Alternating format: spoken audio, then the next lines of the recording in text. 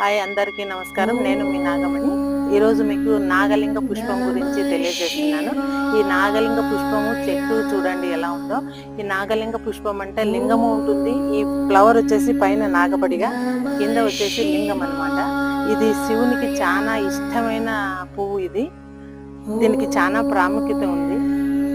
ఇది ఇప్పుడు చూడండి, ఈ పుష్పాన్ని దగ్గర నుంచి చూడండి, మీకు లింగము కనపడుతుంది. నాగపడిగ పైంది, ఇది లింగం అన్నమాట. ఇది చూడండి, అందుకనే దీనికి నాగలింగ పుష్పము అని పేరు వచ్చింది.